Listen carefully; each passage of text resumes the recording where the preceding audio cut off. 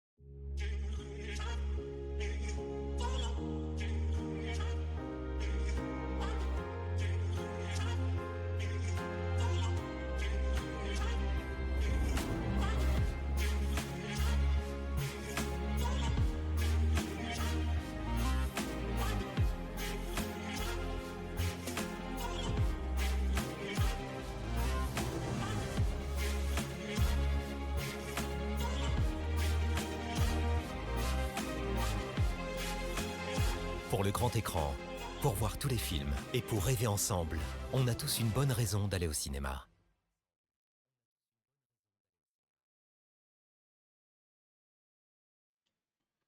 Mesdames et messieurs, bonjour et bienvenue pour les sorties ciné de la semaine, exceptionnellement le jeudi, puisqu'on avait du monde en vacances, donc du coup les cafés du cinéma qui étaient prévus mardi, on les a décalés à mercredi. Et du coup, les sorties ciné de la semaine sont aussi décalées. J'ai l'impression d'être complètement décalé là-dedans. Ah, qu'est-ce qui se passe? Comme ça? Mieux? Non? Comme ça? Ouais, bon. Là, j'ai rien changé quoi au final. Donc, ce soir, les sorties ciné de la semaine du 27 août, déjà la dernière semaine de vacances est entamée et bien entamée. On attaque tout de suite avec un premier film. Alors, je vais mettre ça là. Et bonjour Mastar, quand même Mastar, applaudissements, ils sont où mes applaudissements?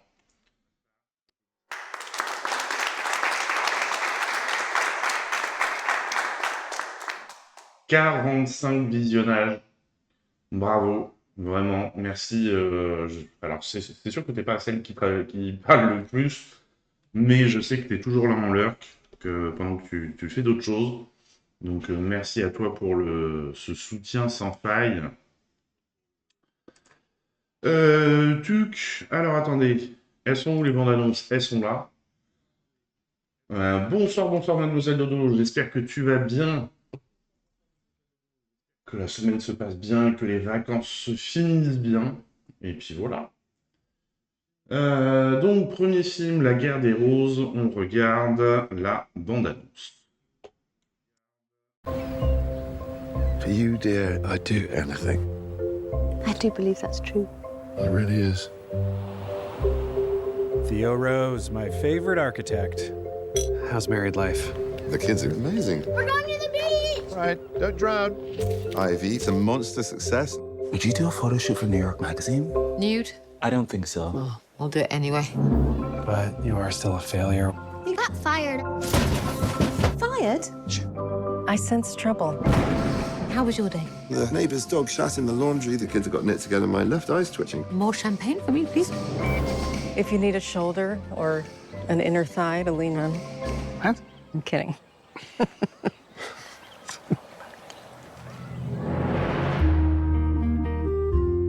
Everybody seems to think We hate each other? I suppose sometimes I do hate you.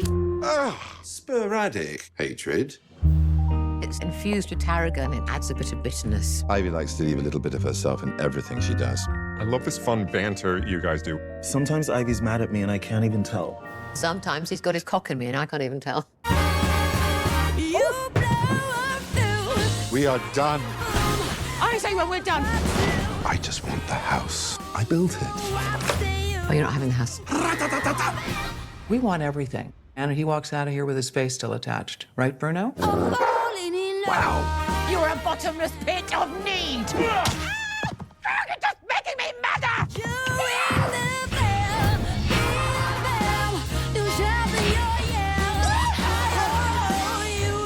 I get this wart. Jesus, no.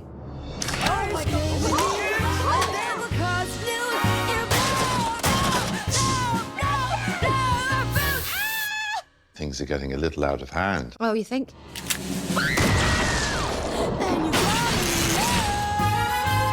I don't think you have the capacity to fix your problems. Are you actually allowed to say that? That seems unprofessional. Yes, like malpractice. Ah, we'll be expecting a hefty discount.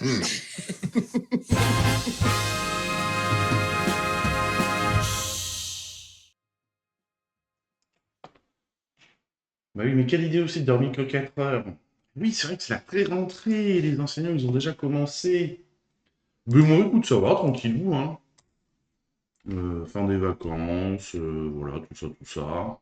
Fin des vacances, j'ai pas pris de vacances, mais là, on recommence à faire des réunions pour organiser un peu tous les scolaires, tout ça, et puis voilà, ça se précise. Alors, en tout cas, moi, cette bande-annonce me donne vraiment envie. C'est dommage que ce soit Disney qui sorte ça, parce qu'ils savent pas exploiter des films, enfin distribuer des films comme ça. C'était alors c'est toujours la 20th Century Fox, mais sous le giron de Disney, puisque la 20 a été rachetée par Disney.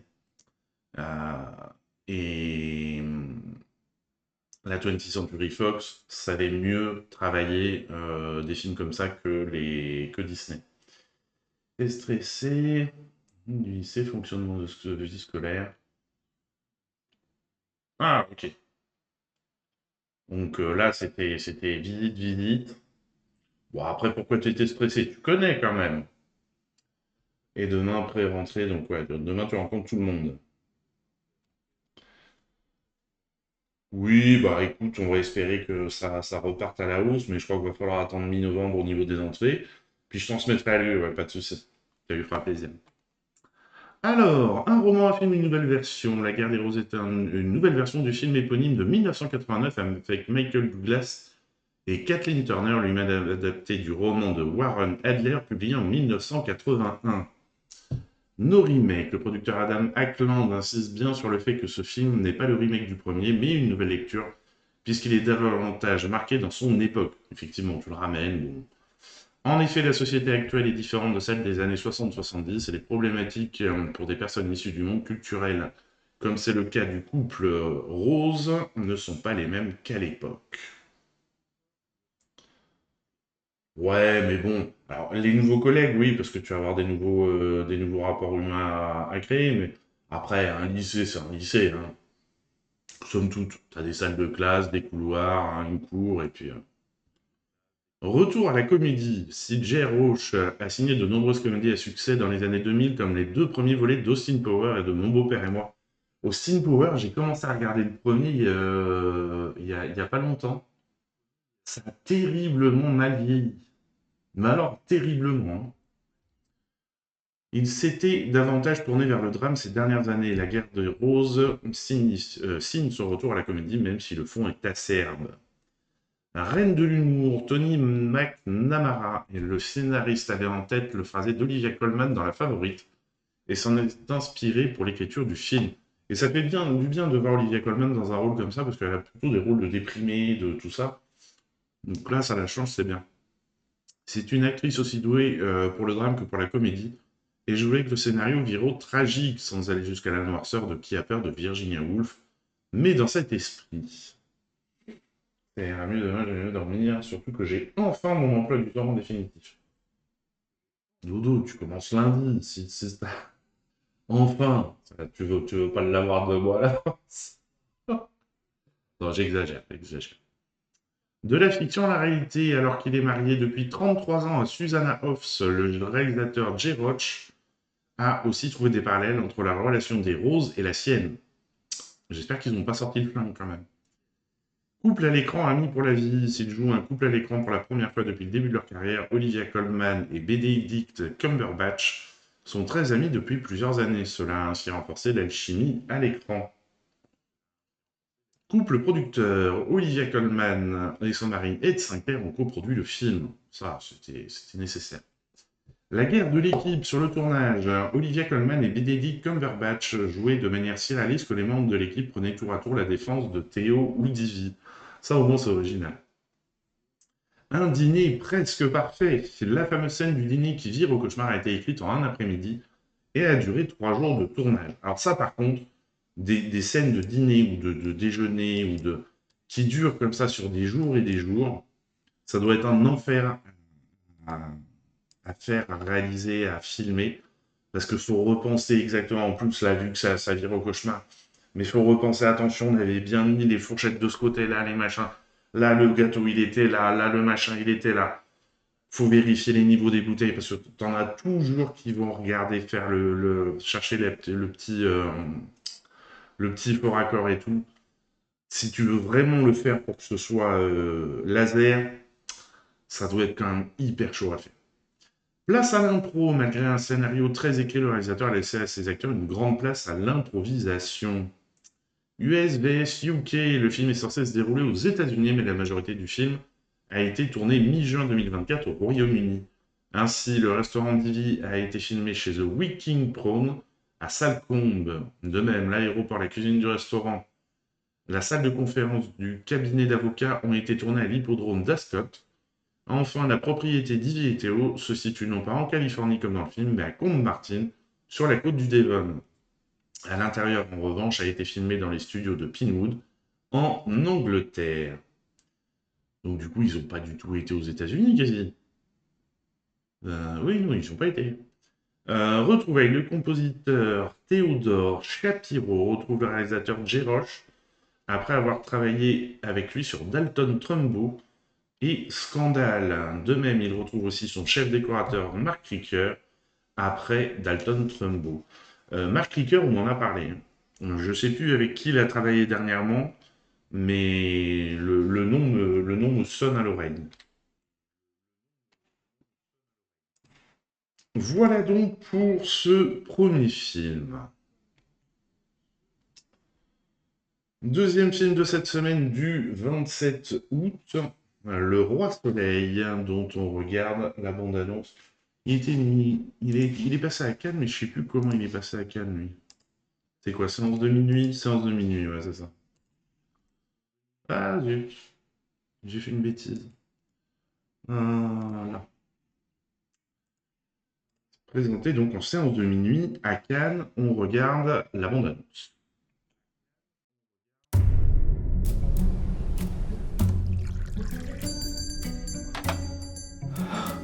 C'est pas croyable. Il a tous les numéros. Il a gagné 294 millions. Bouge-toi! Donne-moi le ticket, fils de pute! Calme-toi! Tu braques des flics, t'as pété les plombs!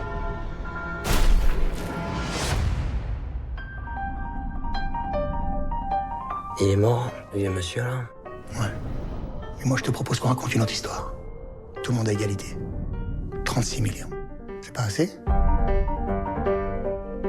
Alors il était comment cet agresseur? On fait quoi? On doit tous raconter la même chose. On réfléchit, on gamberge, on s'adapte. Là, lui, il prend ton arme. Et je m'occupe du braqueur. Vous avez pas le droit de faire ça. On n'a rien sans rien. Coupe le jeu! Reculez! Reculez! C'est fini maintenant! Tout le monde s'en sort. Mais pour ça, il faut aller au bout.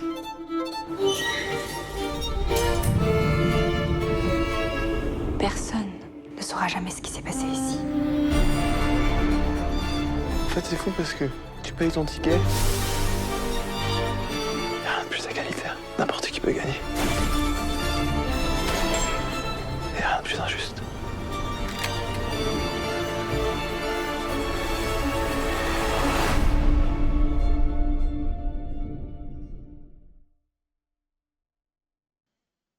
Réalisateur des Magnétiques, je me rappelle de ce film, il était chouette. Il était vraiment chouette. Alors, qu'est-ce qu'on nous dit sur le film? L'essence du projet, Vincent Maël Cardona a toujours été fasciné par les jeux de hasard et d'argent. C'est quoi quelqu'un qui joue au loto dans un bar aujourd'hui? C'est avec l'idée qu'il y a quelque chose d'assez décisif dans le fait de jouer, de gratter, d'imaginer gagner. C'est un geste qui se passe dans la rue, le matin, le soir, dans des cafés, et qui concerne tout le monde. C'est à la fois socialement totalement accepté, anodin, courant et en même temps légèrement dévalorisé, un peu douteux. On se dit que c'est un peu idiot de jouer parce qu'on sait très bien qu'on n'a aucune chance de gagner, confie le metteur en scène au poursuivant. Et en même temps, ce n'est pas vrai, on a bien une chance de gagner, une infime chance, mais il est évidemment déraisonnable de se raccrocher à cette idée. Enfin, il y a quand même une notion de croyance, ceux qui y croient et ceux qui n'y croient pas. Et puis je tombe sur un livre déroutant de Christophe Tarkos, L'argent, un long poème de 40 pages qui ressasse de manière magnifique comment l'argent est la valeur sublime, comment l'argent conditionne intégralement notre rapport aux autres et au monde, comment nous ne pouvons pas nous dégager de son prisme. Alors je repense à la loterie et je ne le vois plus comme un phénomène isolé, mais comme un symptôme d'une condition commune, peut-être le symptôme le plus évident, le plus transparent de notre rapport englué à l'argent, ou la fortune comme ultime recours pour se sauver dans un monde réduit à sa dimension matérielle. Sacrée réflexion, j'aime bien l'idée. Cannes 2025, Le Roi Soleil a été présenté en séance de minuit, on l'a dit, au Festival de Cannes 2025. Vincent Maël Cardona est un habitué de la croisette puisque Les Magnétiques, son premier long-métrage, a été sélectionné à la 53e édition de la quinzaine des réalisateurs où il a remporté le prix SACD de la quinzaine. Plus de 10 ans, le film est né en 2012 d'échanges entre Vincent Maël Cardona et le chef opérateur Brice Panko et l'ingénieur son Samuel Aichoun. Dès le départ, ils imaginaient ce projet comme un prétexte à mise en scène. Le huis clos s'est imposé comme le terrain idéal pour expérimenter la forme. Un décor pensé comme une spirale fictionnelle. Le bar tabac conçu avec Marion Burger, ou Burger, je ne sais pas, est modulaire et symbolique. Il évolue avec les personnages. La salle principale est une version stéréotypée du PMU. La cuisine évoque le cinéma asiatique. La cave rappelle l'esthétique de l'horreur américaine des années 70. Et l'arrière-salle sans mur mais avec des rideaux noirs devient un espace baroque de fiction pure, inspiré du studio de Dogville. Une salle ventre de baleine au cœur du délire fictionnel. L'arrière-salle, ancien dancing reconverti, devient le théâtre de la déréalisation des personnages. Elle symbolise le moment où ils sombrent dans la fiction. Ce lieu sans mur est conçu comme une matrice fictionnelle, un espace où l'on se réfugie, mais où l'on va mourir aussi. Seule la borne lumineuse de la Française des Jeux reste allumée, accentuant la tension entre fantasme et réalité. Un prologue déplacé. Le film devait initialement s'ouvrir sur un prologue historique, l'introduction de la loterie nationale sous Louis XV. Ce passage a finalement été déplacé à la fin du film pour créer un effet de boucle ironique. Le récit commence plutôt par un chien errant qui fait le lien entre Versailles et le bar PMU, incarnant le hasard. Côté casting principal, le casting n'a pas été pensé comme représentatif a priori, mais il est né de rencontres. Pio Marmaille et Sofiane Zermani. Sofiane Zermani, j'adore cet acteur, ont auditionné le même jour pour le même rôle. Cardona a décidé sur le champ de les faire jouer ensemble. Par ailleurs, la diversité s'est également imposée par le choix de confier la gérance du bar à un personnage asiatique, Xian Zhang Pan, pour ancrer le récit dans la France contemporaine et multiculturelle. Un film de genre, bien que Le Roi Soleil mobilise des éléments de polar ou de film d'action, il ne respecte pas les règles. Vincent Maël Cardona explique « Il y a une vraie exigence technique dans le cinéma de genre, dans le sens où c'est un cinéma très codifié, une sorte de cahier des charges à respecter avec ses passages obligés et à interpréter, et ses moments de bravoure guettés à la loupe. Mais la vérité, c'est que je ne m'y confronte pas vraiment. Le film joue avec l'imagerie du film de genre parce qu'il met en scène des fantasmes de fiction. Le bar, le ticket gagnant, le couple de flics, la serveuse, la propriétaire, les coups de feu, les morts, le sang et le jukebox. Très important le jukebox. Mais je serais curieux quand même de faire un petit tour des bars PMU autour de chez moi. Je suis sûr qu'il n'y en a quand même pas beaucoup, il y a encore des jukebox. Hein. Mais ce n'est pas un film de genre où on joue sur les images qui peuplent nos imaginaires, qui sont déjà là. On essaye de leur faire dire autre chose. Non pas juste que la fiction c'est drôle, mais que la fiction c'est aussi un opium puissant, une forme de délire, un rapport de force avec la réalité. Et bien voilà pour le Roi Soleil. Allez, on reste dans un type de film de genre, on va dire ça, pris au piège. On regarde la bande-annonce.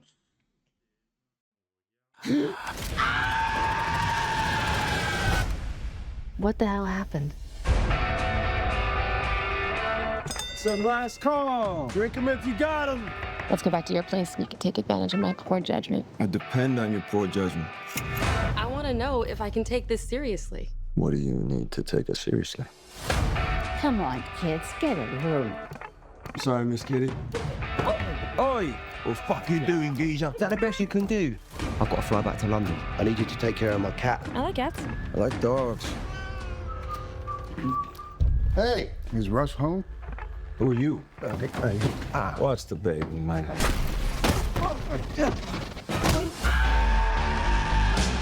Who did this to you? La pistola. Either I get what I want or my pistol stuck from me. These guys you messed up with, they're scary monsters. I don't know anything. Sweep me in the fucking head, you swat! What the fuck did you get me into? Darling, you got to let me know. Welcome to Narnia. Should I stay or should I go? How much is there? Over 4 million. Shit. Everyone gets a cut. The Russians, the Puerto Ricans, the Hebrews. What the fuck are you doing? Oh.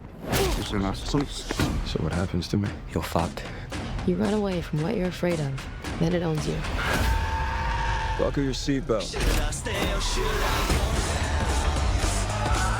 Should I stay or should I go now? What the fuck is going on? Hasta aquí llegaste, cabrón. Either we go deeper or pick it up. I don't want out. Should I stay or should I go now? I need to know that you're a guy that can take care of his shit. Asshole! I can handle it. I don't suppose you're Jewish, are you? Eat, skinny boy. You know you're gonna upset her.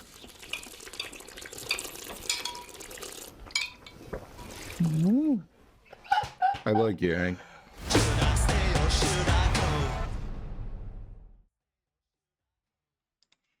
go? Voilà donc pour cette bande-annonce qui, moi, me fait rire. Ouais, j'aime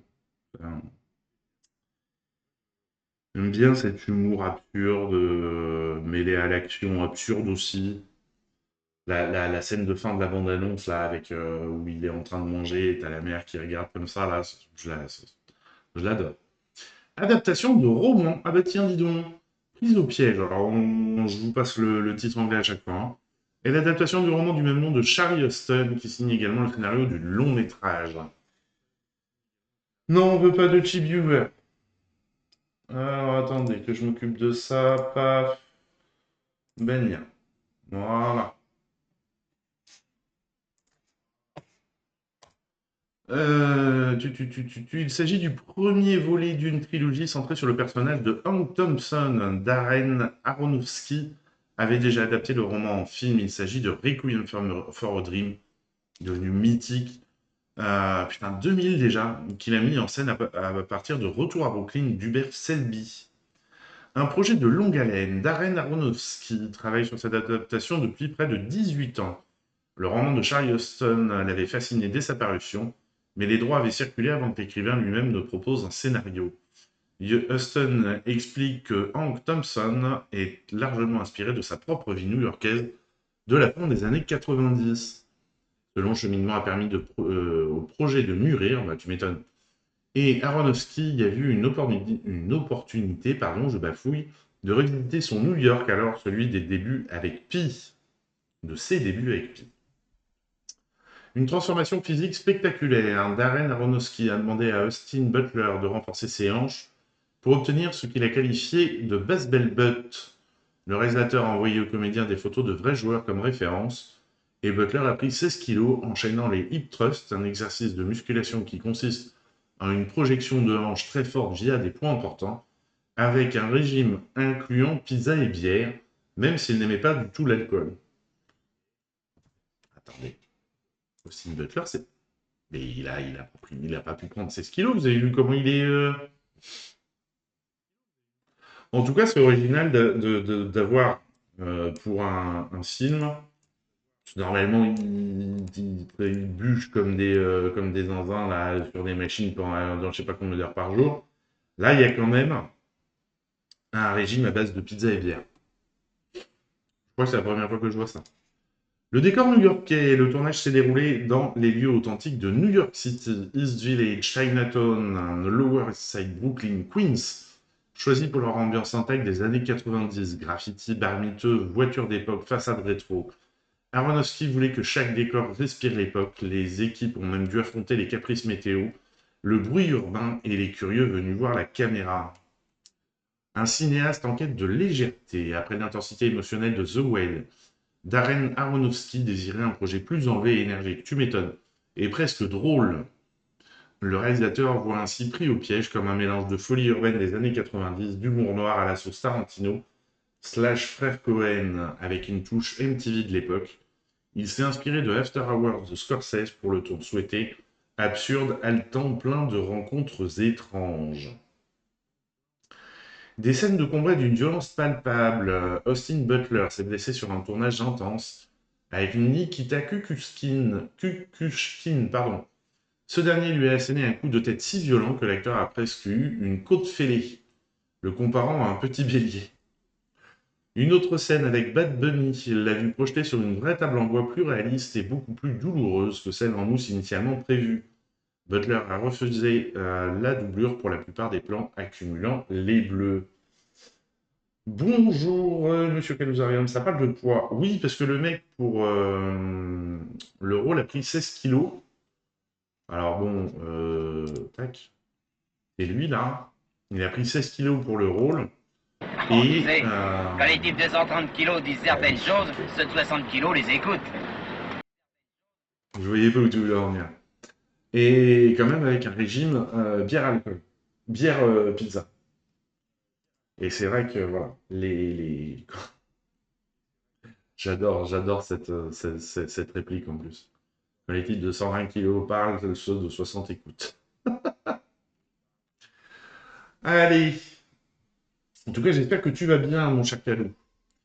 Une distribution éclectique et exigeante. La distribution réunit des stars hollywoodiennes, Austin Butler, Zoe Kravitz, Regina King, des acteurs venus du vieil théâtre indépendant, Vincent D'Onofrio, Liv Schreiber et même le chanteur Bad Bunny. Aronofsky a tenu à ce que chacun apporte sa culture personnelle. King s'est formé auprès d'une vraie inspectrice du New York Police Department. Schreiber et D'Onofrio ont plongé dans le monde acidique en assistant à des repas de Shabbat à Crown Heights. Bueno, bon, bah c'est bien, c'est le principal. Immersion culturelle. Pour jouer leur rôle de mafieux orthodoxe, Vincent D'Onofrio et Liv Schreiber ont étudié la culture hassidique en dînant avec une famille Chabad. Ils ont assisté à des services religieux et appris des prières, offrant ainsi une représentation authentique de leur personnage. La caméra comme un personnage. Matthew Libatic, fidèle chef opérateur d'Aronofsky, depuis Pi, a développé un style de prise de vue immersif et nerveux. Des drones ont même été utilisés pour filmer une séquence inédite traversant le Manhattan Bridge, une première car les survols y sont normalement interdits. La caméra épouse souvent le point de vue de Hank, créant un effet claustrophobique et d'angoisse. Pardon. Cette approche visuelle contribue à transformer New York en véritable protagoniste du récit. Le chat, véritable star caché, le chat Bud, élément déclencheur de l'intrigue, est joué par Tonic. Voilà, ça c'est une info importante. Un ancien chat errant devenu comédien animalier. Tonic est habitué aux environnements bruyants, spectacles aériens, courses de voitures, ce qui lui a permis de rester calme sur un plateau agité. Il a tourné 90% des scènes lui-même, épaulé par 5 doublures félines. Quand même, hein, Austin Butler en a beaucoup moins. Austin Butler s'est beaucoup attaché à lui au point de donner des friandises entre chaque prise. Difficile pour s'assurer que l'animal ne ressente aucune tension. La musique, un choix atypique. Plutôt qu'une bande originale orchestrale classique, Aronofsky a confié toute la musique au groupe punk britannique Idols. Leur énergie brute, déjà remarquée lors d'un concert télévisé que le cinéaste avait découvert par hasard, s'accorde avec le chaos du film. Les Idols ont même interprété la partition du compositeur Rob Simonsen, bon, je suppose, mélangeant riffs sauvages et textures atmosphériques. C'est probablement la première fois qu'un groupe de rock enregistre une bande son complète de film, donnant à prise au piège une identité sonore totalement inédite. Ça, j'en suis pas sûr. Si vraiment on cherchait dans toute l'histoire du cinéma, il y en a certainement d'autres. Allez, voilà donc en tout cas pour prise au piège.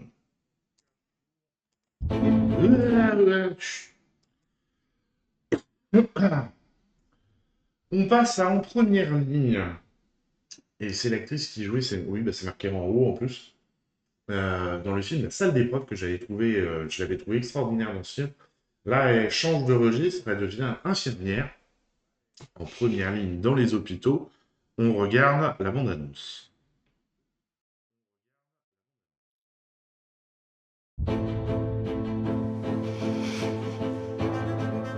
Guten Tag, ich bin Floria Lind. Ich mache den Spätdienst.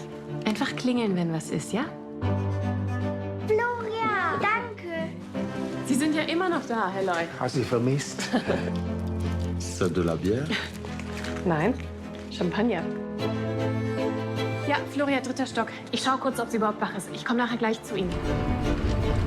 Frau Lauber, ich habe Sie nicht vergessen, ja? Haben Sie das Medikament in Basel geholt? Tut mir so leid, wir sind heute nur zu zweit. Ich glaube, meine Mutter schnupft nicht mehr.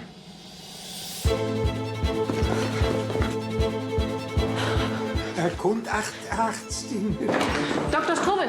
Ich bin den ganzen Tag im OP gestanden.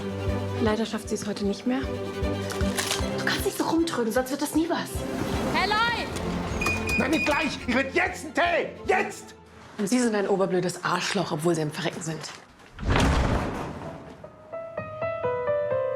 Ich habe die Uhr von meinem Patienten aus dem Fenster geschmissen.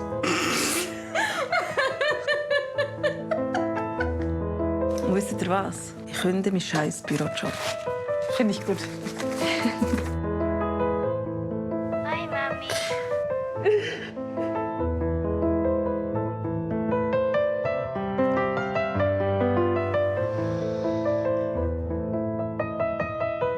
Mademoiselle, sind Sie hier morgen? Ja, bin ich.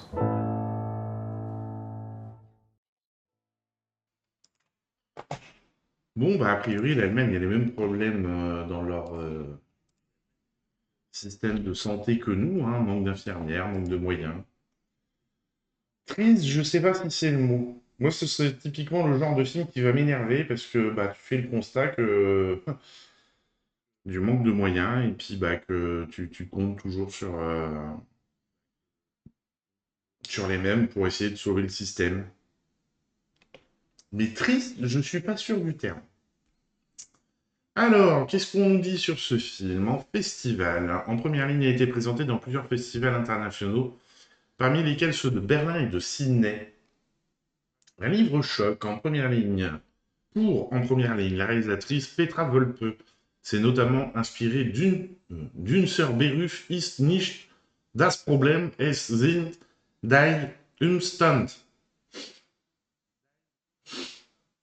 Hein? Hein?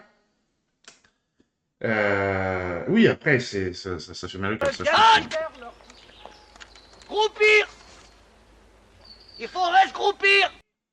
Voilà. Groupir! En français, le problème n'est pas notre métier, c'est le contexte. Voilà. Et il n'y a rien de plus à dire finalement. On s'arrête là, on arrête l'émission là-dessus. Le problème n'est pas notre métier, c'est le contexte. Voilà. Donnez des moyens et on fera mieux. Un livre enquête de Madeleine Calvelage, une jeune infirmière allemande. Cette dernière a participé au scénario du film en tant que consultante. Faux. Qu'est-ce qui est faux? Ça, c'est faux?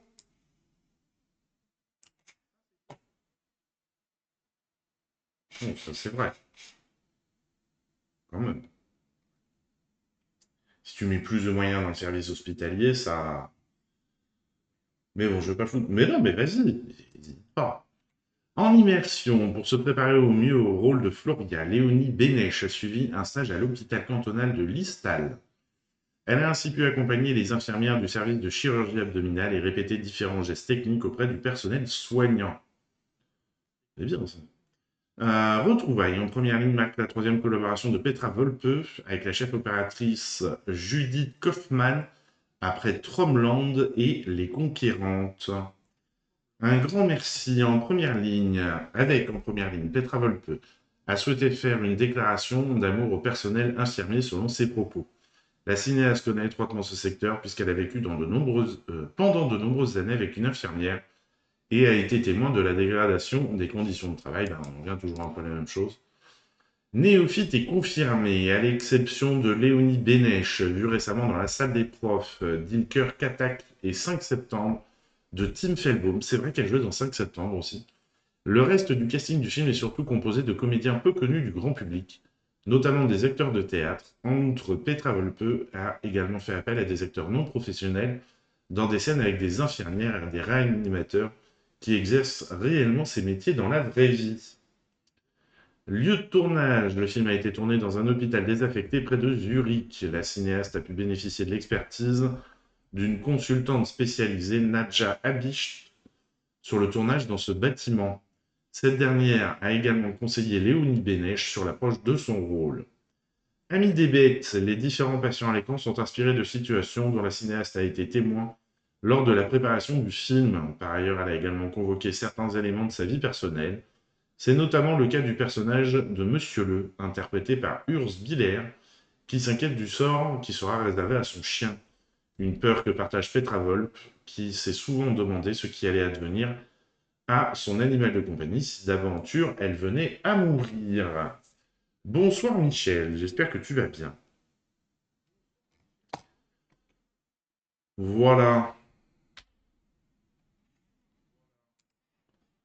Mais en tout cas, moi, celui-ci, il faut que je prenne le temps de le voir, d'aller le voir en salle, parce que vraiment, il me tente. En plus, j'aime bien cette actrice. Allez, on change d'ambiance avec Miroir numéro 3, dont on regarde la bande-annonce.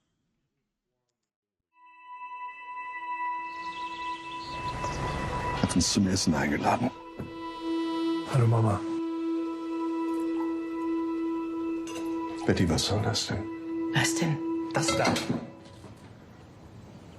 Sie kommt gleich.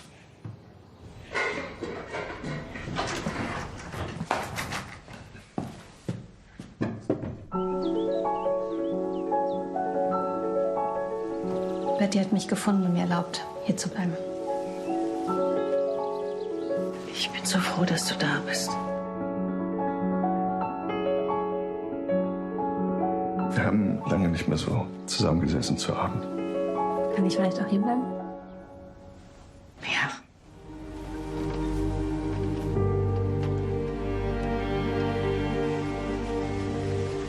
Hatte vor ein paar Tagen einen Autounfall. Mein Freund ist dabei gestorben. Ist nicht total traurig? Ich weiß, sollte ich sein, aber bin ich nicht. Du bist nicht schuld.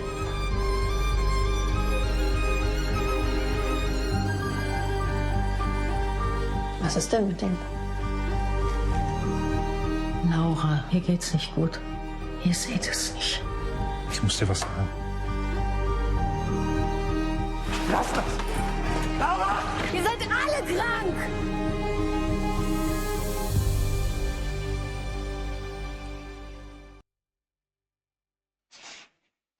Non, ce que tu dis, toi, c'est que tu es artiste avant d'être... Oui, voilà. J'aime bien cette actrice aussi. Je me rappelle plus de son nom. Comment elle s'appelle? Je trouve qu'elle a une aura. Paula Beer. Voilà. Elle a une vraie présence à l'écran. Elle est chouette. Alors, qu'est-ce qu'on nous dit sur Miroir numéro 3? Cannes 2025. Ce film est présenté à la quinzaine des cinéastes au Festival de Cannes 2025. Actrice fétiche, il s'agit de la 4e collaboration entre Christian Petzold et l'actrice Paula Beer après Transit. Non, celui-ci. Transit, c'était quoi ça? Ah, si, oui. Oh, oui. Oh, oui, puis il y a lui. Franz Rogowski. Alors, on va peut-être pas laisser la bande-annonce parce que je ne sais plus s'il n'y avait pas des problèmes là-dessus. Ondine, qui était très chouette aussi. Toujours avec Franz Rogowski. Et Le Ciel Rouge, qui était un film de... Ouais, film d'été, film d'amis. C'était bien sympathique aussi. Ah oui, il a fait des bons films, ce mec. D'un film à l'autre, l'idée de Miroir numéro 3 est venue avec Christian Petzold sur le tournage de son dernier long-métrage, Le Ciel Rouge, lors d'une scène dans laquelle le personnage qu'interprétait Paula Beer récitait un poème de Heinrich Heine. À la suite du tournage de cette séquence, le cinéaste a raconté à ses comédiens quelque chose autour de Heinrich Heine et Heinrich von Kleist. De ce récit autour de l'écrivain se sont peu à peu dessinées les prémices de Miroir numéro 3. Héroïne tragique, au moment de tourner la première scène du film dans laquelle son personnage regarde l'eau depuis un pont, Paula Beer s'est souvenue de l'héroïne qu'elle a interprétée dans Ondine, inspirée du célèbre mythe antique. Effectivement, Ondine, on était vraiment dans une relecture d'un mythe. Référence picturale, pour signifier la manière dont son héroïne perçoit la mort dans la première scène du film, le réalisateur a filmé un homme sur un stand-up paddle. Cela rappelle le célèbre tableau de Böcklin, l'île des morts, représentant un automnier qui amène des morts sur l'île. Il était une fois, Christian Petzold utilise de manière discrète et allégorique plusieurs éléments du conte dans son film. Une femme avec un pinceau semblable à une sorcière, pas gentil pour la femme. Le personnage principal qui pourrait être une princesse, l'image du cabriolet rouge. Monsieur Volms, bonjour, j'espère que tu vas bien. Et bon, ça va, tranquille. Thème récurrent, comme c'était déjà le cas dans les films L'ombre de l'enfant et Fantôme, Christian Petzold aborde de nouveau ici le thème de la perte d'un enfant, avec la disparition du personnage de Yelena. Je peux voir le tableau. Mais il n'y a pas de... Ah, le célèbre tableau de Böcklin, l'île des morts. Attends, on va trouver ça. Là. Et c'est Böcklin.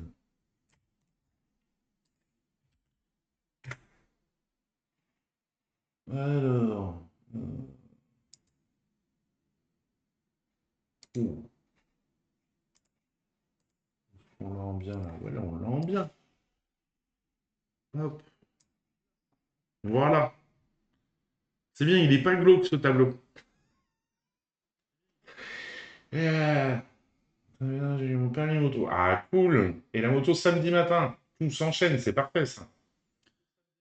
Il n'est pas glauque ce tableau. Et donc on a oui, le radeau là au milieu, avec qui emmène les morts sur...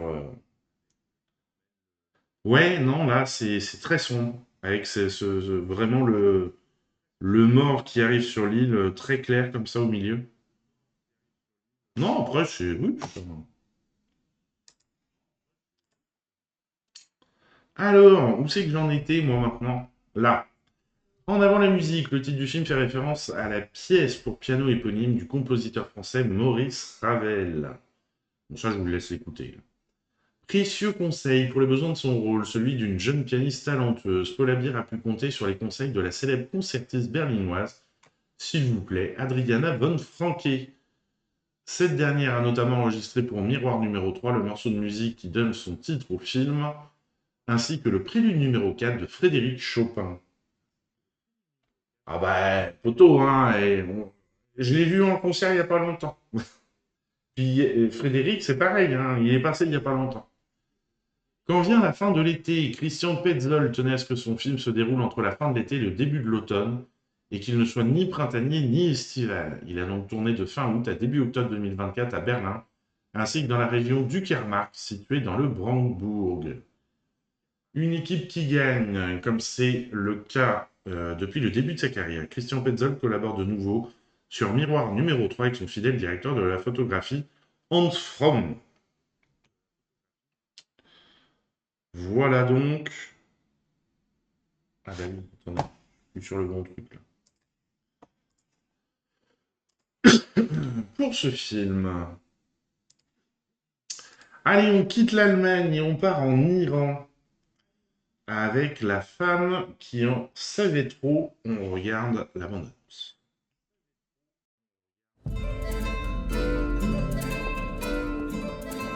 دختر جون این مال کیه؟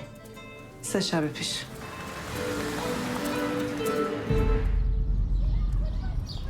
با توجه به اتفاقاتی که و اعتراض مسالمت‌آمیز ما توسط نیروهای امنیتی به آشوب کشیده شد. چقدر قربون صدقه قد بالای دخترت رفتن؟ بعد تا آخر عمرش بشینه بخوره. بده؟ نمیدونی مامانت کجاست؟ نه اتفاقی افتاده؟ خب حتما گوشیش خاموشه، اگه خیلی کار واجبه بخونه. شما اینجا چی کار میکنید؟ من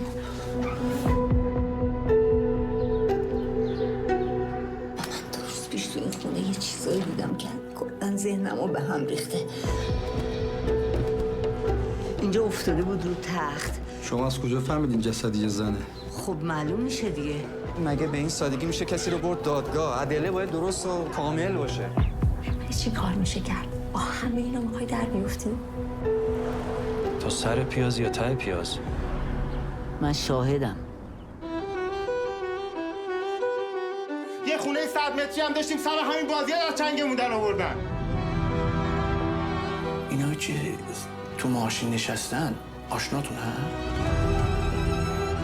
این سولت کیه که همتون پشتش وایستادین؟ امشب هم برو بشین تو خونه اون بیانیه رو یه بار دیگه بخون. نامرد! من نمیتونم ساکت باشم. خوب فکراتو بکن. برای آخرین بار بهتون میگم.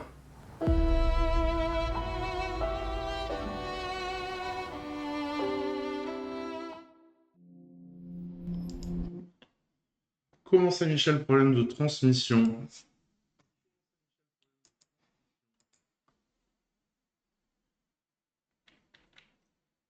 Parce que moi, j'ai pas de paquet perdu, rien. Normalement, essaye de recharger ta page peut-être si c'est que ça le stream lag. Essaye ça, de refaire F5. Peut-être. Alors, qu'est-ce qu'on nous dit sur le film? Répression. Nader Sayevar s'est servi de certains éléments de sa propre vie pour les besoins du film. Ainsi, la scène qui montre la manière dont une femme est arrêtée par les autorités iraniennes pour ensuite être conduite dans le désert est une expérience vécue également par le cinéaste à la suite de la sortie de son deuxième film, No End. Dans le plus grand secret, compte tenu de son sujet et de sa dimension hautement politique, le réalisateur a tourné La femme qui en savait trop de manière clandestine en Iran avant de quitter le pays dès la fin du tournage. Il vit aujourd'hui à Berlin. Un symbole, l'actrice principale du film, Mariam Boubani, est devenue un vrai symbole en Iran au début du mouvement Femme, Vie, Liberté. Elle a été en effet l'une des premières à retirer son hijab et a déclaré qu'elle ne voulait plus le porter. Un positionnement qui a ensuite été suivi par d'autres comédiennes iraniennes. En festival, La femme qui en savait trop a été présentée dans plusieurs festivals de cinéma, notamment celui de Venise, dans les sections Horizonti, où il a remporté le prix du public. Ok, voilà. Alors, il a été présenté dans un deuxième festival, et ça m'a fait un peu sourire, puisqu'il a été présenté au festival du cinéma asiatique de je ne sais plus quelle ville. Cinéma d'Asie. Entre l'Iran et l'Asie, il y a quand même encore un petit peu de place, moi je trouve, mais bon. Un auteur de prestige. Le scénario du film est co-signé par le réalisateur Jafar Panahi, qui en a également assuré le montage. Jafar Panahi, si vous ne connaissez pas, je vous invite à découvrir sa filmographie qui est extraordinaire. Outre la Palme d'Or pour son film Un simple accident, il a aussi participé récemment à l'écriture du scénario du long métrage 7 jours d'Ali Samadi Ahadi, on en avait parlé. Et Un simple accident, c'est vrai que oui, c'est lui qui a eu la Palme d'Or. Mais il est partout, ce bon Jafar. Et de 3, La femme qui en savait trop, le 3e long métrage de Nader Saïva, après Namo et No End. Également scénariste, il a remporté le prix du meilleur scénario au Festival de Cannes en 2018 pour 3 visages, réalisé par Jafar Panahi. Il était joli ce film. Inspiration, le film est inspiré du mouvement Femmes, Vie, Liberté en Iran. Le réalisateur a été influencé par certaines choses qu'il a pu voir sur les réseaux sociaux et qu'il a vécu lui-même. La femme qui en savait trop montre notamment des Iraniennes qui ont décidé de se rebeller contre les autorités à travers le chant, la danse, le retrait du hijab, voile que les femmes devaient obligatoirement porter. Le film est magnifique et la scène d'ouverture... je ne sais pas si on a des photos de la scène d'ouverture, là, non, pas du tout. Ouais, si, là, mais enfin... On voit, au début de la bande-annonce, on voit sur un fond blanc les femmes en train de danser. La scène est assez longue et assez forte et met bien en... initie bien le film. Et vraiment, il y a une photographie de toute façon tout au long du film. Quand tu sais qu'ils ont tourné ça clandestinement, c'est même à se demander des fois comment ils ont fait pour avoir des plans aussi larges, aussi... Parce qu'il y a une photographie, il y a une lumière, il y a une étude sur l'image qui est vraiment intéressante et qui renforce l'aspect dramatique. Alors attendez, là je vais pouvoir le voir.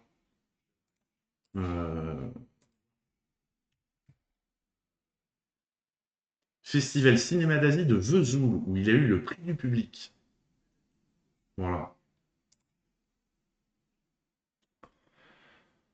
Alors, on change d'ambiance avec Escape from 21 Century. On regarde la bande-annonce.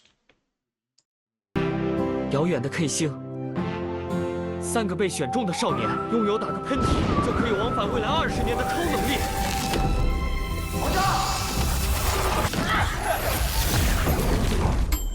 我靠！ 闭月羞花，别看了！哎，开战了！开战了！面对毁灭世界的惊天阴谋。所以你现在是38岁的身体里有颗18岁的心。我说的都是真的。你可真文艺。他们除了清澈的愚蠢一无所有，无所畏惧。也许我们的命运都是没法改变的。我命中我不由天。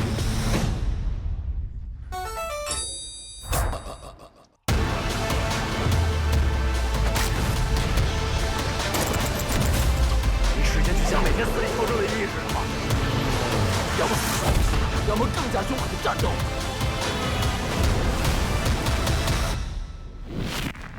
还有超级坏的反派大坏蛋。Let's get straight to the point. How to take over the world. 能看到，还能看到，你绝对没在电影院看到过这种玩意儿。这种电影。 很有爆炸性。导演李阳的第1部长片作品。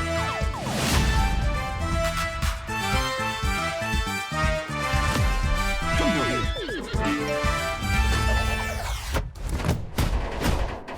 对不起啊，不包括你。Coming soon, only in theater. Voilà, c'est chinois, c'est chinois. Et alors c'est bien parce que on a la bande-annonce avec les sous-titres. Moi j'avais demandé un lien pour découvrir le film, ils m'ont envoyé un lien, je leur ai dit mais vous avez oublié les sous-titres là dans la version exploitant ils m'ont jamais répondu. Mais ça a l'air complètement barré. Ah pas tout compris, non pas tout compris, rien du tout même. Alors le synopsis quand même pour essayer de comprendre un peu mieux. En 1999, 3 adolescents découvrent qu'un simple éternuement leur permet de voyager dans le temps. Propulsés dans une aventure hors du temps, ils se retrouvent chargés d'une mission capitale, sauver le monde. Voilà. Mais je sais pas, ce côté complètement barré me tentait bien, mais bon. Attendez, je ne suis où là? Il y a des secrets de tournage là, oui. Alors toi, je te préviens, si t'es j'avoue venu pour que me donner j'étais les curieux, ordres, mais au je vous final, mettrai tous les deux un coup de pompe dans le train.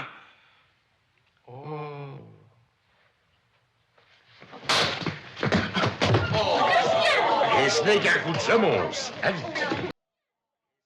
au final, je n'ai pas pu le découvrir. Mais bon. Qu'est-ce qu'on nous dit? Sélection en festival. Le film a été présenté dans plusieurs festivals internationaux, parmi lesquels ceux de Strasbourg, Sitges ou encore Toronto. Made in China, le film a été tourné à Pékin ainsi qu'à Huizhou, dans la province de Guangdong, en Chine. Seul à la barre, ce film est le premier long-métrage que réalise le cinéaste Yong Li en solo. Ces deux autres films avaient été des co-réalisations avec Fang Guo et Xing Li. Retrouvailles, le film marque la seconde collaboration de Yong Li avec Ruo Yoon-jang, qu'il avait déjà dirigé dans son précédent long-métrage. Une histoire de défaut, le réalisateur a mis un peu de lui-même dans ses trois personnages principaux. Il a ainsi donné à chacun ses trois défauts majeurs, à savoir ne pas demander de l'aide aux autres, être terrifié par l'avenir et ne pas avoir une juste image de soi-même. Inspiration. Yong Li et son producteur, Hu Liju, se sont totalement inspirés du film d'animation Le Royaume des Abysses de Tian Xiaopeng afin de définir leur propre style pour le film. Oh, il était joli ce film. Je m'attendais un peu à la chute, mais il y a un dessin qu'on ne voit pas, puis d'ailleurs que j'ai jamais revu depuis. C'est un dessin très particulier. Ah, ça me donne envie de le revoir. Succès au box-office. D'après le magazine britannique Screen International, Escape from the 21st Century a généré plus de 15 millions de dollars au box-office chinois depuis sa sortie en août 2024. Voilà. Après, je ne sais pas quel cinéma va sortir ça. Là, vraiment, je suis curieux. Allez. Là, pour le coup, on part en Thaïlande avec Fantôme Utile, dont on regarde la bande-annonce.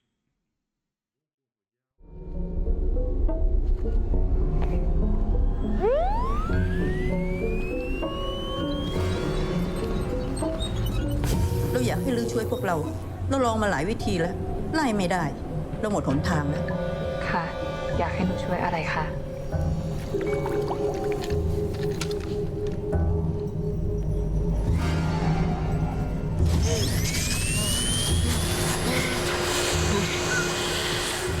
มาร์ชหยุดเอากับเครื่องกดฝุ่นได้แล้ว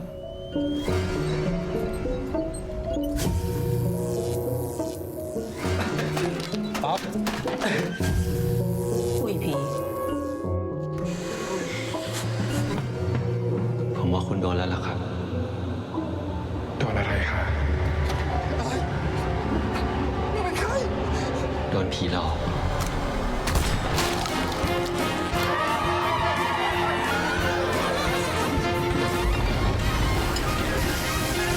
เอาน้ำฆ่ากู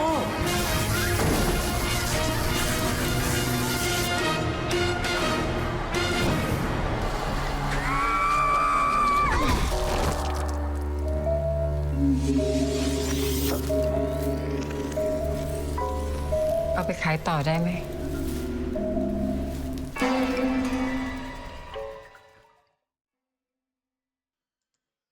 Bon appétit, mademoiselle Dodo, et à bientôt. Bon courage pour demain et la pré-rentrée. Ce film, moi, j'avoue que... il est très... Alors, c'est marrant parce que la bande-annonce laisse penser à un film où ça n'arrête pas de...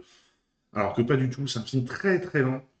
Il est pas si long que ça, il fait 2h10, donc c'est quand même pas si long que ça. Moi, j'ai pas réussi à aller au bout. J'avoue que là... C'était trop pour moi, et pourtant j'ai l'habitude des films lents. Mais là, au secours. Hein. Alors, Cannes 2025, ce film est présenté à la Semaine de la critique au festival. Début prometteur, il s'agit du premier long-métrage du réalisateur Ratchakum Boonbanchakok, après le court-métrage In Sridang en 2020. Double sens. Dans le film, le personnage de Nat décède après avoir été victime de pollution à la poussière. Un phénomène loin d'être anodin en Thaïlande qui a en partie été causé par les grandes industries du pays. Le réalisateur, excusez-moi, je ne veux pas le massacrer 50 fois son nom et son prénom, s'en est inspiré dans son histoire tout en utilisant dans le même temps un aspect plus métaphorique du terme poussière.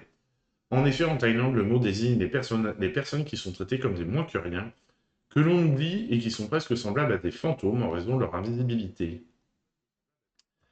Légende populaire, la première source d'inspiration de Ratchapung Bunbunchakok pour Fantôme Utile a été une légende bien connue en Thaïlande, celle de Mae Nak. Il s'agit d'une histoire d'amour interdite entre une femme fantôme et son mari encore vivant.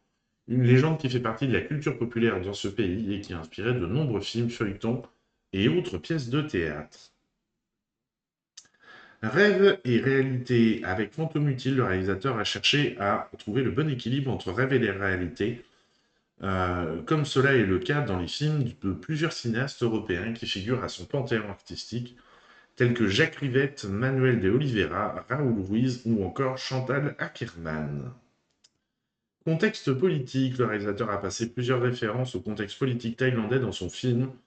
Lors de l'écriture du scénario, il a notamment été inspiré par la récente vague de destruction et de démolition des bâtiments du canard Rassadon, plus connu sous le nom de Parti du peuple. Plus que la destruction de structures physiques, ces événements ont eu l'effet d'un véritable choc sur le cinéaste, qui a surtout vu l'effacement d'une idéologie et d'une mémoire ancrée dans ces bâtiments. Des valeurs effacées que le réalisateur envisage comme des sortes de fantômes qu'il convient désormais d'écouter.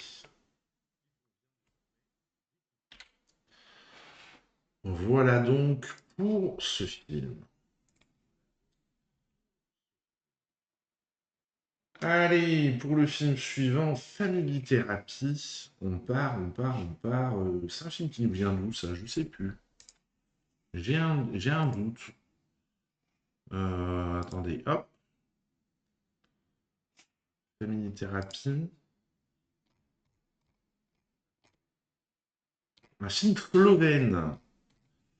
Effectivement. Allez, on regarde la bande-annonce.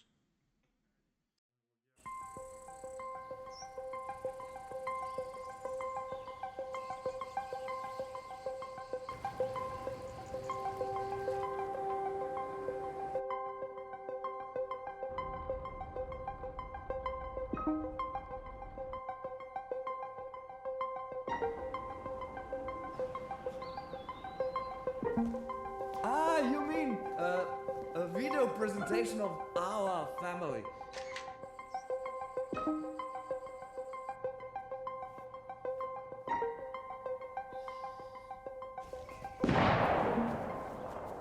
Najbrž su lovci. Lovci? Zar ja da umrem?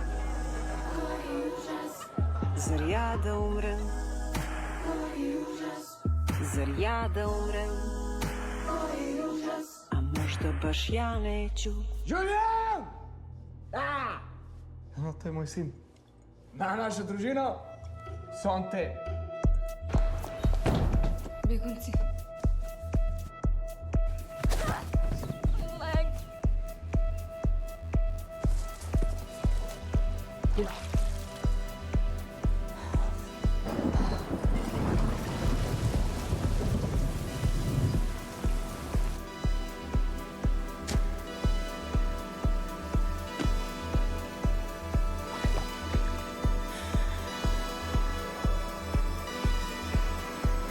Bi se spočil, prav?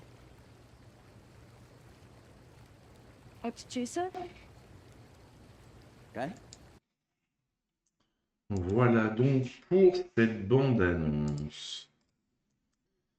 Alors, qu'est-ce qu'on nous dit sur le film? Sélection au festival. Family Therapy a été présenté dans de nombreux festivals internationaux, parmi lesquels ceux de Tribeca et des Arcs, un rêve américain, comme ce fut le cas pour ses deux premiers longs-métrages, L'Arbre et Histoire d'amour, 2014 et 2018.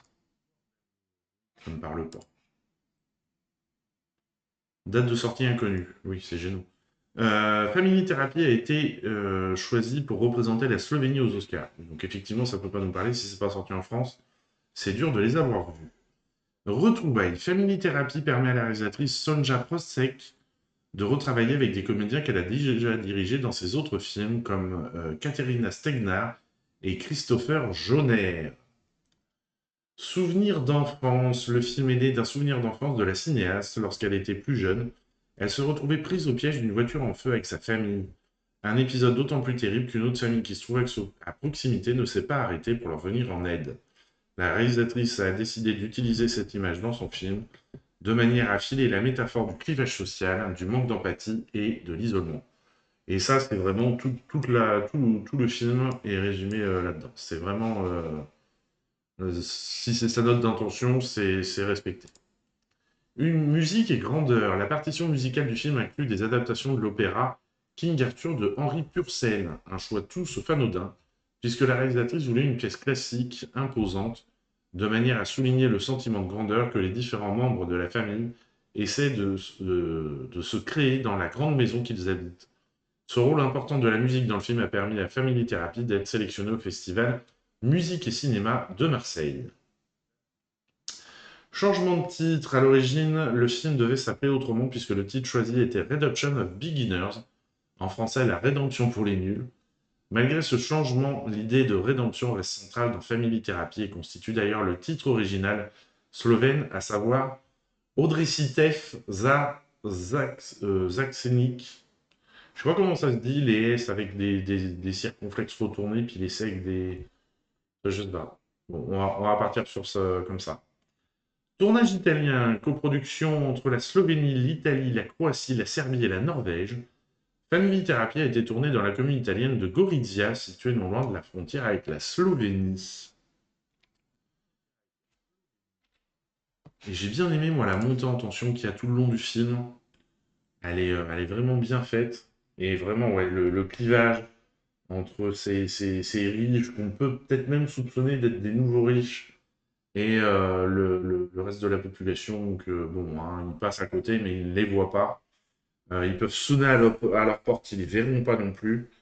Et vraiment bien fait. Allez, on passe à un documentaire, même à une série de documentaires, là, parce que ça, je ne sais plus si c'est un documentaire ou pas. Enfin, là, on a au moins 2 documentaires à venir. Ça a sauté une image ou j'en ai fait 2 d'un coup, là, ou pas? Je sais plus. Family Therapy. Ah, alors il m'en manque un. Là, vous imaginez que c'est une pelle avec marqué le sang et la boue, dont on regarde la bande-annonce. Le Congo, c'est un paradis. On a tout. Mais nous vivons en enfer.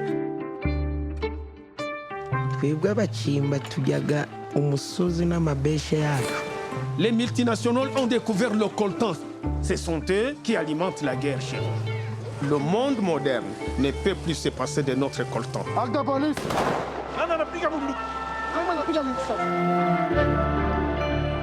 Ici, au Congo, nous exploitons beaucoup de choses, mais ceux qui profitent, ce sont les pays étrangers.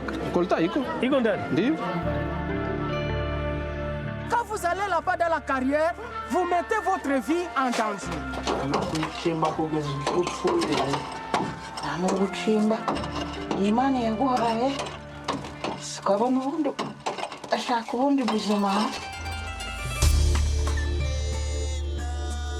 Zile mainchi ziko na muungano kule kwabo, jo zenye zinasikilizanaka gisi batakuwa wanauza. Ino habaye intambara, abantu benshi barapfa, ariko imari ntizapfuye, zarahasigaye zirahari. Kwetu babiana mingi wiko wanakufa. Babiana. Abantu benshi bafite amaraso mu ntoki, abandi bakagira ibitaka mu ntoki. Nyamara isi yose igenda na korota mu mifuka.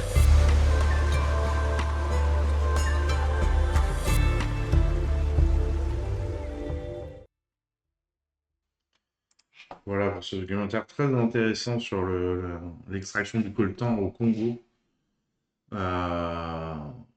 Vraiment, vraiment, enfin bon, là, on prend toute la réalité en face. On sait qu'il y a des problèmes dans ces pays-là et que c'est en partie, enfin, c'est dû en grande partie, très très grande partie, voire toute partie, parce que on veut maîtriser.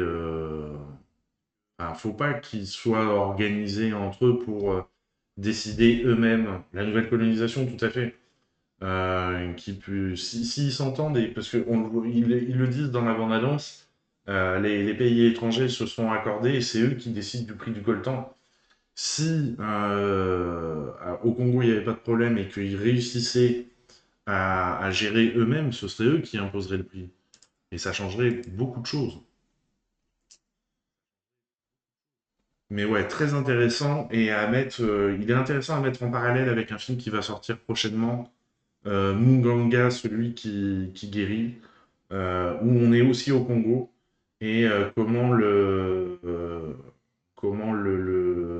pays, Munganga, qui est un vrai docteur hein, qui a reçu des prix Nobel, un prix Nobel de la paix, je crois, et qui explique, qui a été le premier au moins, il me semble, à expliquer comment au Congo la culture du viol était utilisée par le régime en place pour justement déstabiliser des régions du pays et pouvoir permettre de surexploiter les terres, en particulier à la recherche de coltan, toujours la même chose, et vider des régions de leur population ou les rendre esclaves en disant attention, si vous n'allez pas creuser pour le coltan, on violera vos femmes et vos filles devant vous.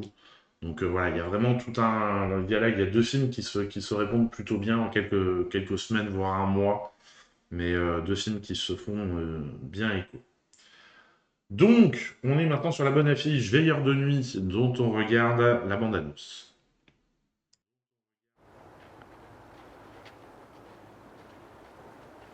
Il y a des migrants qui arrivent.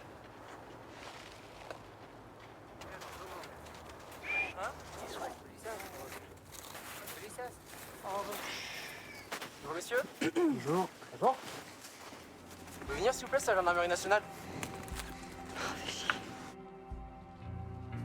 Le point commun entre Calais et Briançon, et j'ai l'impression que les autres frontières, c'est que plus ils militarisent, plus ils répriment, et plus les gens juste prennent de risques. Et plus il y a de blessés et de morts. Mais jamais ça veut dire qu'il y a moins de personnes qui tentent de traverser.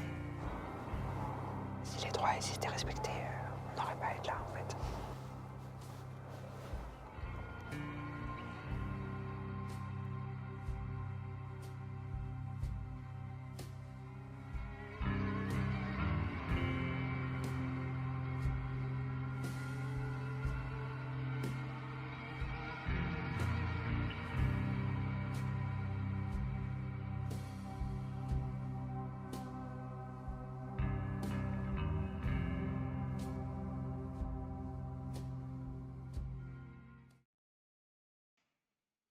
Eh bien, écoutez, je ne m'attendais pas à ça. Je n'avais pas regardé à la bande-annonce.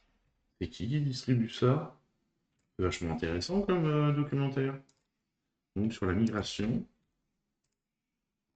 Je demande un lien. Juste doc. Ok. Allez. Passe au film suivant. Bonjour la langue. On regarde la bande-annonce.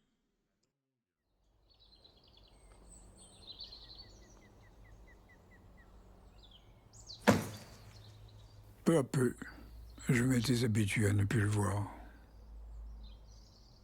Il me manquait pourtant. Malgré ses insolences, ses secrets.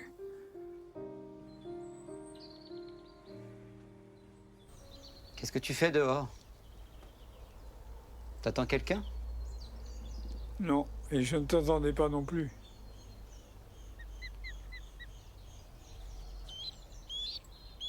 Il est sympa ton restaurant, mais il n'y a pas de pain. C'est pas une fois que ça arrive, hein. Ah ouais? J'ai eu ce problème, non? Jamais. Ils sont un peu chiches sur les portions quand même. Oh.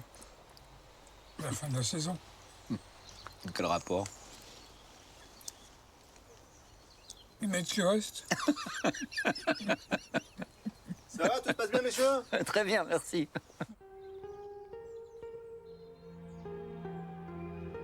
Mais je pense qu'avec ta mère, ça se passait très bien. Ça, j'ai pas du tout envie de savoir. Mais maintenant, tu sais. Est-ce que je suis bien ton fils? T'as besoin d'aide? Ah oui, c'est ça. Hop. Ça va? Il m'a calme quelque part. Attends, je suis là.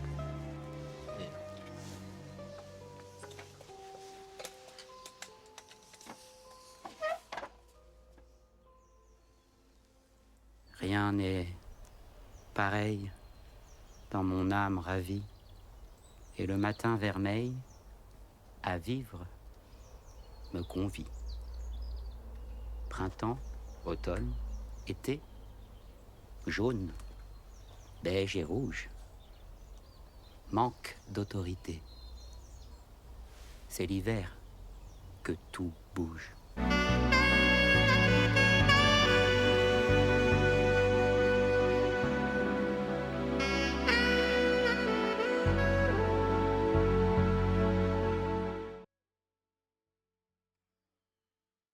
Ok.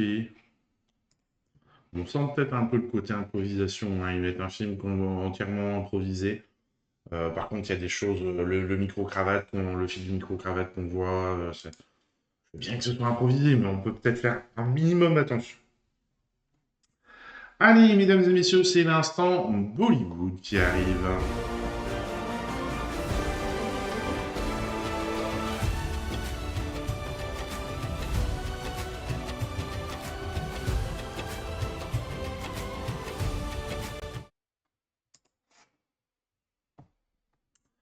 Avec un premier film, Cocher Dunga. On regarde la bande-annonce.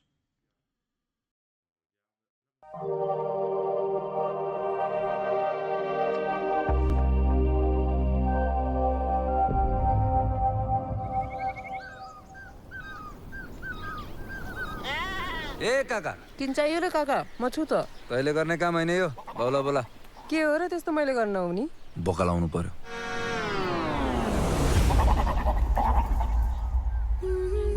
आफूलाई मन पराए मान्छे उहाँ पैदल हिँडिरहेछ यस्ता बेवकुफ साँडेहरूलाई बोकेर हिँड्नु परेछ आज आएर जाँडो जिन्दगी मलाई ठिकै लाग्यो बुझिस् के ल्याइस् त मेरो लागि आफ्नै हातले लगाइदेऊ न केटा मान्छेले चुदा त सिरिङ्ग हुँदो रहेछ भाइ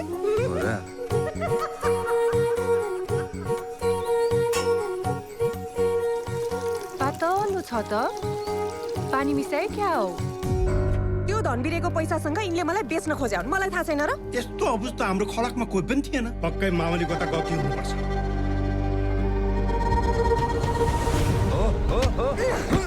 हामी दुईजना बुढा बुढी हामी दुईजना मिलेर जुनी काटौला भनेर भनेको बिर्सिस्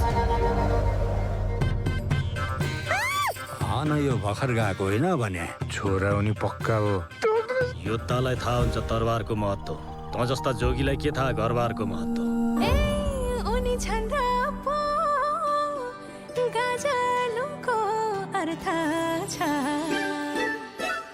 नत्र भने जिन्दगी व्यर्थ छ बाटोली नत्र भने जिन्दगी व्यर्थ छ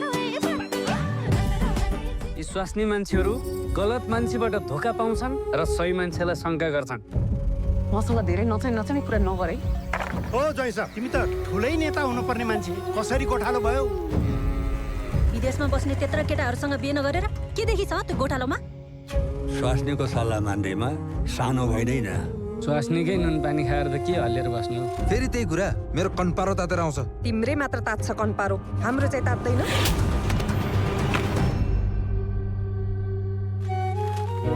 अहिले त सरकारी जागिरे हुन हिँडेको मान्छे बेहोरा हेर्दाखेरि त क्रसरमा राखेर पेल्नु पर्ने खालको रहेछ त मेरो कोखनरी त पार्न आएकी रहेछ अलक्षिणा मेरो यसलाई गाली नगर त हाम्रै छोराको भाग्य खोटो रहेछ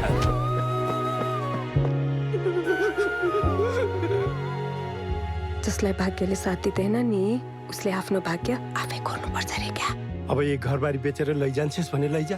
आएको नाबालक छोरो र यो बुढीलाई कसैको हली बसेर पालुन्ला। बाउआमाको ख्याल गरेछ है, दुःख नदिएस् नि।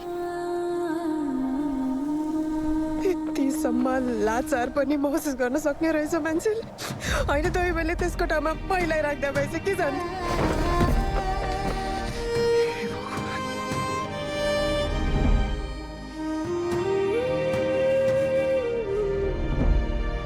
जस्तो सुकै परिस्थितिमा पनि साथ दिन्छु भनेर पो आएको हो त।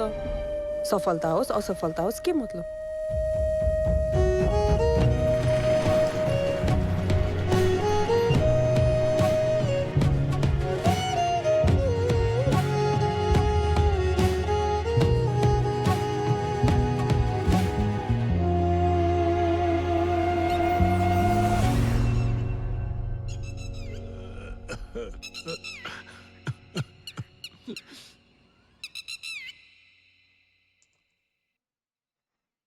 Eh bien, il a pas l'air bien gay ce film. Hein.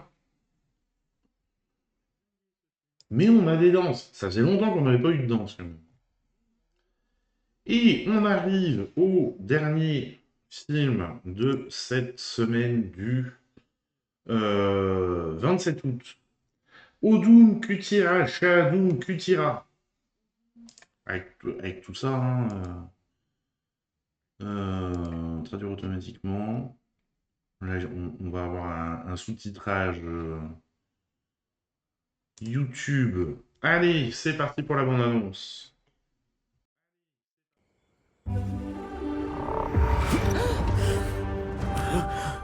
AB, ഞാൻ വീണ്ടും ആ സ്വപ്നം കണ്ടു.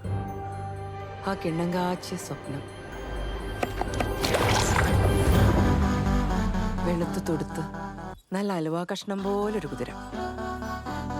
It was so dreamy. കുതിരയുടെ കാര്യം പറഞ്ഞായിരുന്നു എന്റെ അടുത്ത്. എന്ത് കുതിര കിട്ടിയില്ലേ അനുരാജ്? എടാ മണ്ട, സംസാരിച്ച് വെറുപ്പിക്കാതെ ഡീല് നോക്കിയടാ. ഓക്കേ.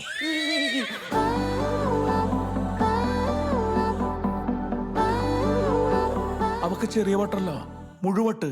വിഷയം റൊമാൻസ് ആയതുകൊണ്ട് ഞാൻ അതിന്റെ ഉള്ളറകളിലേക്കൊന്നും പോകുന്നില്ല. ഇതത് തന്നെ പ്രണയത്തിന്റെ ആദ്യ തുടിപ്പുകളാണത്. ഇത് റൊമാൻസ് ആണ്, റൊമാൻസ്. ട്വിസ്റ്റ് ഉണ്ട്.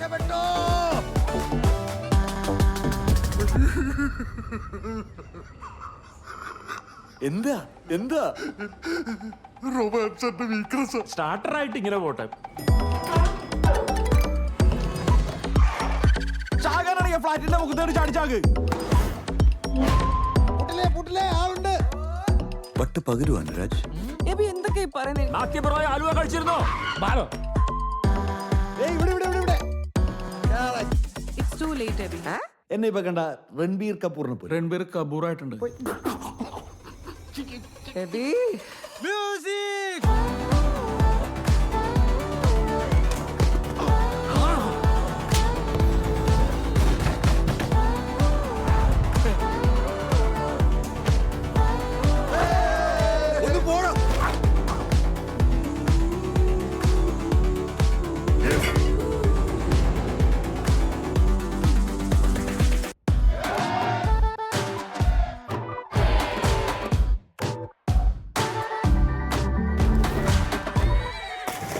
ഏതായാലും അലർട്ടായിട്ടിരിക്കുക. നിന്റെ രണ്ട് കണ്ണുകൾക്ക് ഇനി വിശ്രമമില്ലേ ബി? വിശ്രമമില്ല. Gotta hold the top, baby, I'ma looking down the lane, searching for you. Gotta skip on my body, come to me, shawty, you palm on my battery. ഈ ചാർലി സിനിമയ്ക്കകത്ത് ദുൽഖർ ഒരു കുതിരയുടെ പുറകെ ഇങ്ങനെ ഓടത്തില്ലേ? അന്ന് റണ്ണറപ്പായ കുതിര ഇത്. Et voilà donc pour cette bande-annonce sur YouTube qui était aux fraises et qui n'a pas du tout su générer les sous-titres. Bien, mesdames et messieurs, nous arrivons donc à la fin de cette émission des sorties ciné du 27 août.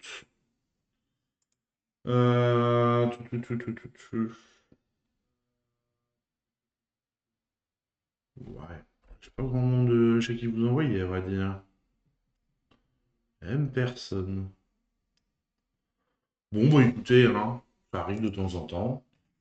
Quand on n'a pas de gens à raider. On se quitte sur un écran de fin, hein, comme d'habitude.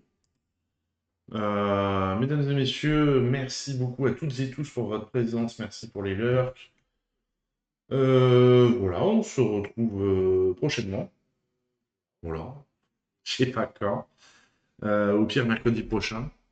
Mais j'aimerais bien quand même qu'on finisse le donjon de Hellbuck, un de ces quatre là quand même. Donc, je vous souhaite une bonne soirée. J'attends en fait, je laisse traîner parce que quand je mets l'écran de fin, j'aime bien avoir un petit peu de musique quand même. Et là, c'est la publicité. Donc, c'est pour ça que je meuble. Je meuble. Et en tout cas, j'espère qu'il y aura des films qui vous auront un peu marqué ce soir. Et qui vous donnent envie d'aller au cinéma. C'est interminable, cette publicité. Interminable. Ah, mais si, je sais chez qui on peut raid. Ah, attendez. Ils